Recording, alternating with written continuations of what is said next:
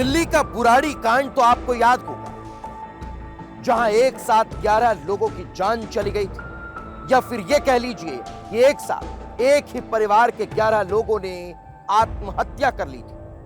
हरियाणा के पंचकुला में भी कुछ ऐसा ही मामला सामने आया है, जहां एक कार कब्रिस्तान में तब्दील हो गई।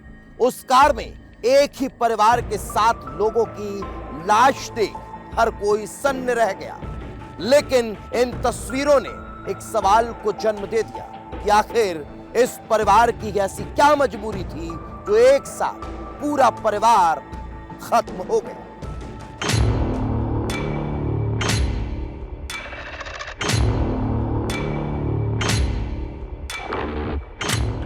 फिर ताजा हुई बुराड़ी कांड की याद।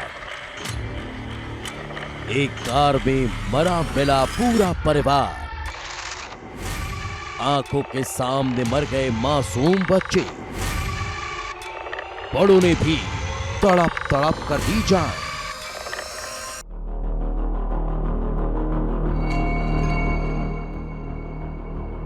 रात के करीब 10:30 बजे पंचकूला का सेक्टर नंबर 27। किसी को अंदाजा नहीं था कि यहाँ कुछ ऐसा होने वाला है कि पूरा हरियाणा सन्न रह जाएगा। लोग रात में घरों के बाहर टहल रहे थे, सभी लोग रोजमर्रा की जिंदगी बिता रहे थे। तभी यहाँ घूम रहे लोगों की नजर एक कार पर पड़ती है। घर के बाहर खड़ी ये कार अनजान थी, किसी को कुछ पता नहीं था, लिहाजा लोगों ने पूछताछ की। तो जब कार के पास जाकर देखा तो आंखें खुली की खुली रह गई, होश उड़ गए। ऐसा लगा कि पैरों तले जमीन ही खिसक गई हो, क्योंकि ये कार कब्रगाह बन चुकी थी। अंदर एक नहीं, 2 नहीं, बल्कि 6 लाशें पड़ी थी। बूढ़े थे, जवान थे और मासूम बच्चों के शव भी मिले। किसी को कुछ समझ नहीं आ रहा था। सिर्फ एक व्यक्ति था जिसकी सांसें चल रही थी। पहले तो उसने गुमराह करने की कोशिश की, बताया कि होटल नहीं मिली तो कार में ही सो रखे हैं। लेकिन जब लोगों को यकीन नहीं हुआ तो उन्होंने सख्ती की, और फिर जो उस आदमी ने बताया तो लोग सन्न रह गए। उसके आखिरी शब्द यही थे कि कर्जा हो गया है, सबने सुसाइड कर लिया, और वो भी महज 5 मिनट ही जिंदा रहेगा। और हुआ भी कुछ ऐसा ही, वो आखिरी शख्स भी जमीन पर गिर जाता है।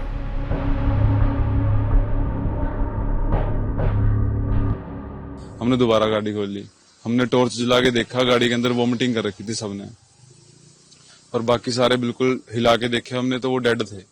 उस टाइम पे कोई भी उठ नहीं रहा था। तो उसके बाद उस बंदे को हमने नीचे उतारा, भी तो नीचे उतरा। तो नीचे उतारने के बाद उसको हमने बैठाया, उससे पूछा भी तूने ये क्या कर दिया, अभी तूने मारा है इनको या तूने क्या किया। वो कह रहा हमने सबने सुसाइड कर ली, सबने जहर खा लिया हमने।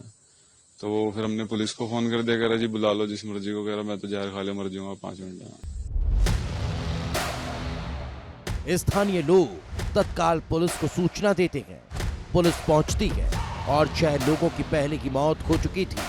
जो आखिरी जिंदा बचा था उसे अस्पताल पहुंचाया जाता है, लेकिन डॉक्टर उसे मृत घोषित कर देते हैं।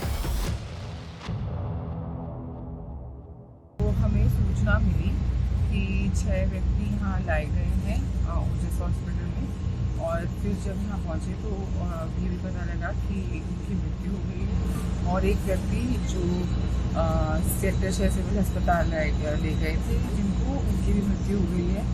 तो इस मैटर में जो हमें प्रथम दृष्टया लग रहा है कि ये आत्महत्या का मैटर है। चश्मदीदों के मुताबिक कार के अंदर उल्टियां पड़ी हुई थी। बताया गया था कि वो बाबा बागेश्वर की कथा सुनने आए थे और होटल नहीं मिला तो कार में ही सो गए। लेकिन जिस तरह से लोग एक दूसरे पर गिरे हुए थे, वो बता रहा था कि ये सब कुछ सामान्य नहीं है, दाल में कुछ तो काला है। लोगों ने बच्चों को हिलाकर देखा तो यकीन हो चुका था कि ये मर चुके हैं। बच्चे और बूढ़े सब टेढ़े मेढ़े पड़े थे। और चड्डे वड्डे पड़े। मैंने कहा क्या, मैंने कहा कि चक्कर क्या जी, सबसे बताओ क्या बात है, ये क्या इन्हें ऐसे ही पड़े हैं। मैंने हिला के देखा बच्चे को मैंने पूरा जोड़ जोड़ के हिलाया, बच्चा हिला नहीं है। फिर मैंने कहा मगर जी आप गाड़ी से बाहर आओ। फिर जब मैंने फोन की टॉर्च जलाई, देखा वोमिटिंग करी, सबने एक दूसरे के ऊपर वोमिटिंग करी हुई थी।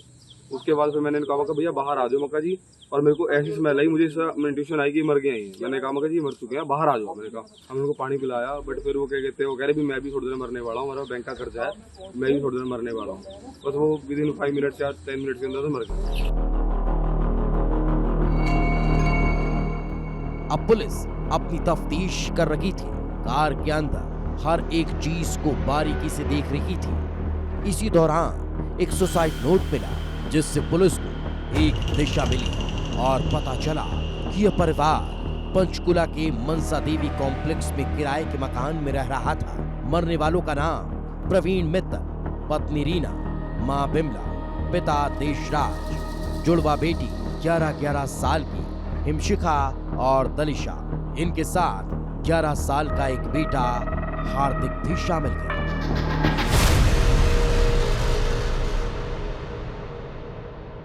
देखिए, पहले ये लोग रहने वाले, जो इनका काम था और जो इनकी शादी हुई थी, वो पिंजौर प्लस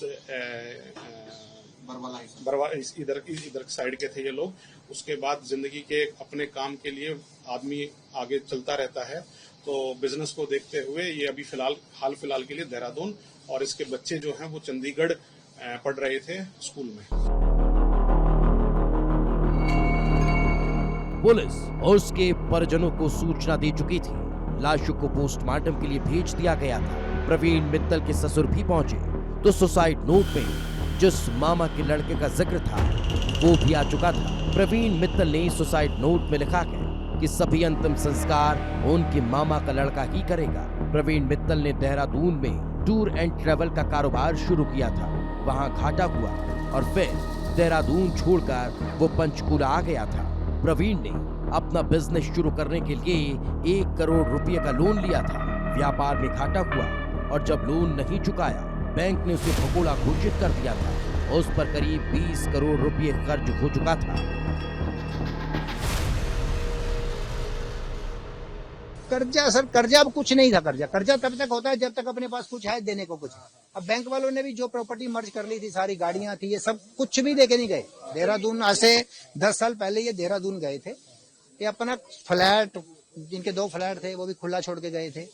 एक गाड़ियां थी, जो भी सामान था, ये वहीं मिल थी इनकी, अपनी फैक्ट्री थी, मशीनरी थी, जो भी वहीं छोड़ के सब के बिना कपड़ों के तक गए। देहरादून चुपचाप चले गए। पूरा पुलिस महकमा सख्ते में है। एक साथ 7 लोगों की मौत कई सवालों को जन्म दे रही है। पुलिस हर एंगल से जांच कर रही है। पहली नजर में मामला सुसाइड का ही माना जा रहा है। कर्ज से परेशानी की बात सामने आ रही है तो बागेश्वर धाम के धीरेन्द्र कृष्ण शास्त्री की कथा सुनने के बाद सुसाइड करने का एंगल भी पुलिस देख रही है। सवाल कई है और पुलिस हर सवाल के जवाब की तलाश में जुटी है। 7 लोगों ने एक कार के अंदर सुसाइड किया है और उसके बाद उन लोगों का हम लोगों ने फोरेंसिक टीम को वहां बुलाया है।